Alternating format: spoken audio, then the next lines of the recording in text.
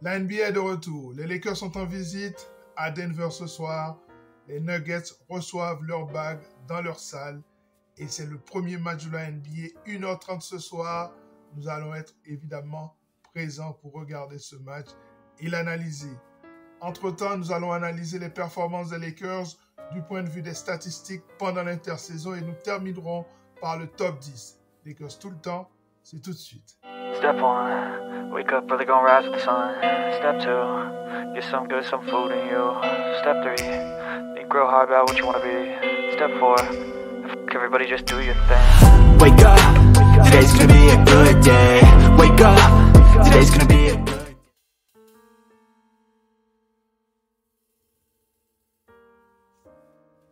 Deux victoires seulement et 4 défaites dans les 6 matchs de préparation des Lakers. Cette intersaison, cette pré-saison, les Lakers n'ont pas toujours fait jouer leurs joueurs majeurs pendant les moments cruciaux de ces matchs, en deuxième mi-temps notamment, puisqu'ils ont utilisé ces temps de jeu pour faire jouer les joueurs de two-way et les rookies et les joueurs qui seront éventuellement coupés dans ce roster. Dès lors, le bilan n'est pas terrible et surtout nous avons désormais des références. Nous avons des chiffres que nous allons suivre tout au long de la saison. Ces chiffres-là seront fondamentaux pour la victoire finale, si victoire finale il y a. Nous allons commencer par les contres.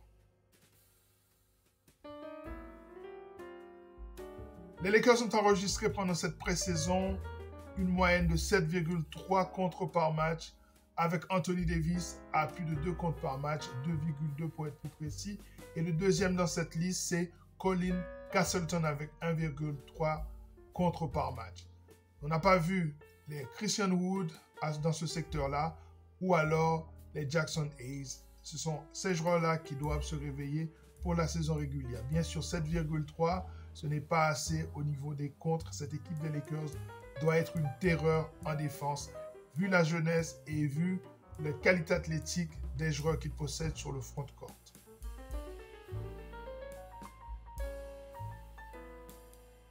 « 9,7 interceptions par match, c'est la moyenne des Lakers pendant cette pré-saison, avec le meilleur intercepteur, un joueur qui a été coupé par cette équipe des Lakers, c'est-à-dire Scottie Pippen Jr., avec 1,5 interceptions par match.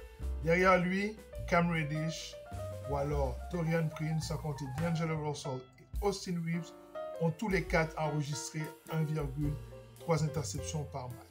Bien sûr, cette moyenne d'interception doit être beaucoup plus élevée, aux environs de 10 à 12 interceptions par match. Je vous rappelle que cette équipe des Lakers, ça doit être sa force.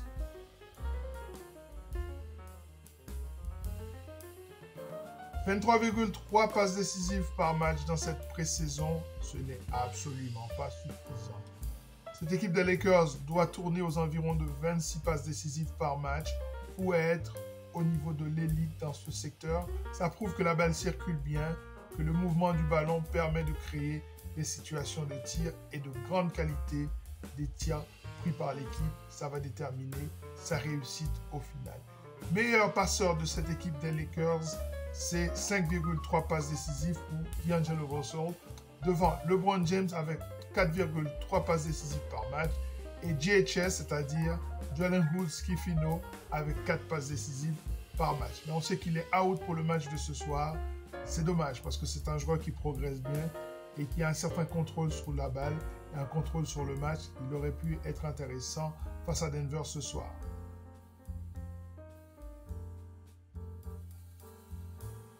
« 42,8 rebonds pris par match, ce n'est absolument pas suffisant. Si les Lakers restent avec cette moyenne de rebonds par match, ils n'ont absolument aucune chance cette année. C'est une équipe qui doit tourner aux environs de 48 rebonds par match si elle veut jouer les premiers rôles dans cette ligue cette saison.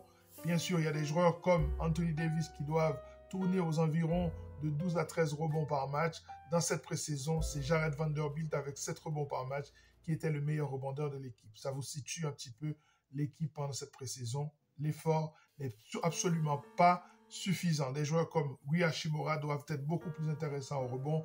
Christian Wood, on sait qu'il est capable de tourner à 7,5 rebonds par match. Et Jackson Hayes doit prendre beaucoup plus de rebonds que 4 par match.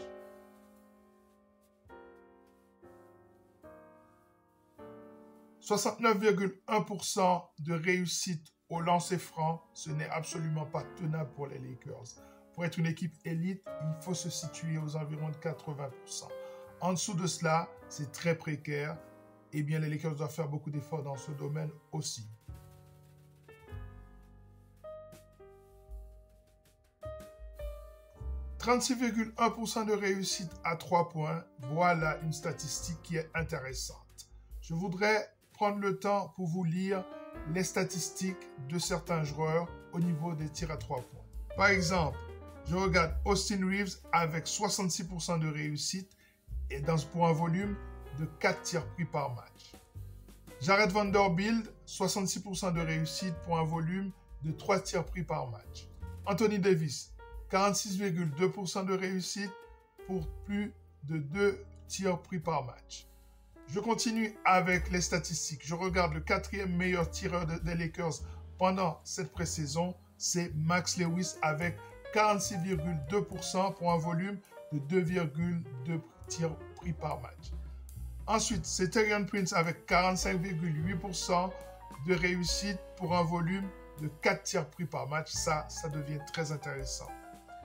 D'Angelo Russell, 45,5% de réussite à 3 points pour un volume de 3,7 tirs pris par match. Ça aussi, c'est intéressant. Ensuite, Gabe Vincent, 42% de réussite pour un volume de 6 tirs pris par match. Et ça aussi, c'est très intéressant. Et enfin, LeBron, 41,7% de réussite pour un volume de 4 pris par match. Bien sûr, ça, ce sont des promesses d'une réussite à 3 points.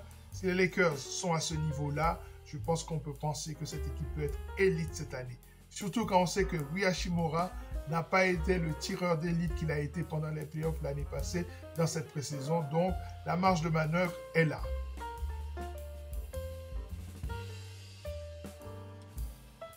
Quant au pourcentage de réussite des Lakers, il s'agit de 45,3% de réussite avec un Jackson Hayes à plus de 87% de réussite de tir dans le champ. Un joueur qui roule bien autour de la raquette, qui commence bien le pick and roll, on le verra dans le top 10. C'est un joueur très intéressant, même dans le 5-out. À côté de lui, Austin Reeves, 66% de réussite. Je pense que ces deux pourcentages sont absolument transmissibles dans la saison régulière des Lakers cette saison. Et bien sûr, il faut voir le pourcentage d'un gars comme Rui Hachimura. On sait qu'il est très efficace. Ou un joueur comme D'Angelo Russell, très très bon pour les Lakers cette saison.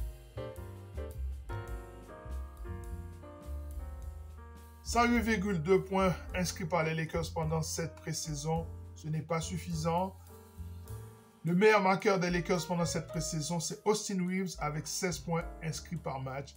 Bien sûr, LeBron n'a pas fait ce qu'il fallait pendant cette pré-saison. C'est pour ça que cette moyenne de points inscrits par match n'est absolument pas représentative de ce que seront les Lakers cette saison.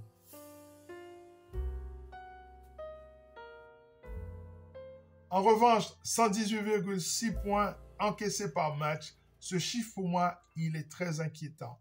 J'ai vu dans cette équipe des Lakers qu'il y avait des failles au niveau défensif qui doivent être corrigées, en tout cas, qui doivent être colmatées. Je m'attends à faire une émission beaucoup plus précise sur la défense des Lakers une fois qu'on sera beaucoup plus loin dans la saison, quand j'aurai vu les différents schémas défensifs et surtout les performances. Bien sûr, je ferai une émission sur cette équipe des Lakers au niveau défensif.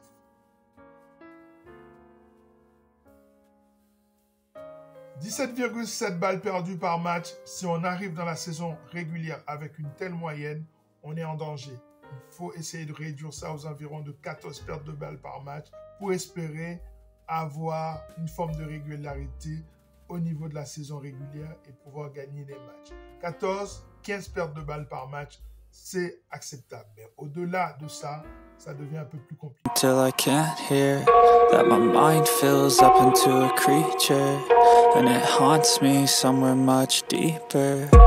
Anxiety filling up every space, no privacy. And silently it could build and build until you finally see. Whoa, it's taking over, damn no closure, moving closer. No exposure, I just wanna be a loner. Some can't stay sober, looking over all their shoulders, like moving boulders just to get out of the home. It sucks, I've had enough, I don't wanna feel the stuck under the rug, all my problems that I shove. I got nightmares in my head, I fear that the thoughts build up until I can't hear, that my mind fills up into a creature, and it haunts me somewhere much deeper. I got nightmares in my head, I fear that the thoughts build up until I can't hear, that my mind fills up into a creature, and it haunts me somewhere much deeper. I've been feeling weird, I can't seem to focus good enough, nothing's really clear, sometimes it could be a little tough. I just need to feel like the end's in sight for me, but let's be really real, anxiety can foggy all this stuff. I've been feeling weird, I can't seem to focus good enough, nothing's really clear, sometimes it could be a little tough. I just need to feel like the end's in sight for me, but let's be really real, anxiety can foggy all this stuff. It sucks when you finally feel like giving up. Oh God, no luck, everything feels like you're sticky stuck. I'm lost, handcuffed to the bed where I sleep, don't give a fuck. Can't stop, unplug, feeling overwhelmed, I think I've had enough. Gotta find a way to get some energy, gotta find someone who's a good friend of me. I need purpose to make it all worth it, I'm still searching and I'm still learning. I want a life that's filled with memories, not a life with regret in front of me. I need... À très bientôt sur cette chaîne pour une nouvelle émission consacrée à cette franchise mythique. À très bientôt. Ciao.